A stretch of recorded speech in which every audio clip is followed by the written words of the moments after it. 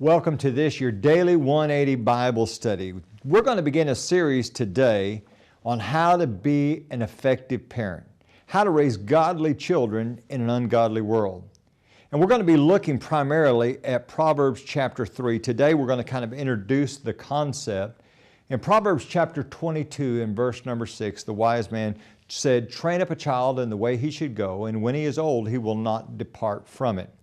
Now I'm going to say something that may surprise you, but I want you to understand something about the nature of Proverbs. Proverbs is general truth. Generally, that's true. It's not absolute, but it's generally true. And you say, what do you mean? I thought the Bible is absolute. Well, it is, but you got to understand the nature of Proverbs. Listen to Proverbs chapter 10, beginning at verse number 4.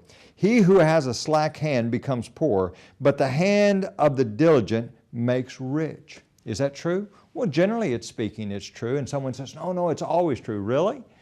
Do you remember over in Matthew chapter 8, a scribe came to Jesus and was going to follow him, and Jesus said, "The Son of Man does not even have a place to lay his head."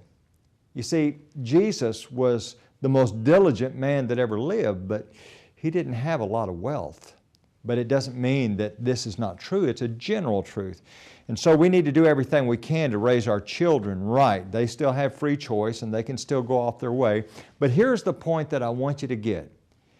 We have a responsibility to be teaching our children. Now, there are principles that do not change. It doesn't matter who you are, where you live. It doesn't matter the disposition of your children. You have certain responsibilities. But because every child is unique, there are going to be some unique ways that you approach your children. And so there's a sense in which there are two books. There's God's book, which is absolute moral truth, and you're going to be drawing from those principles, and we'll be looking at those principles.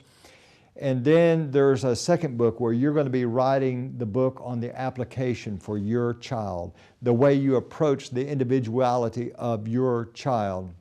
And so it's very important. I want you to think about the book of Proverbs as a book of parental guidance, a father giving suggestions and ideas to his children about how they should live. And in Proverbs chapter 6 and verse number 21, the wise man said, "My son, keep your father's command and do not forsake the law of your mother." This is a great, great study for us, and I hope you'll join us tomorrow for your Daily 180.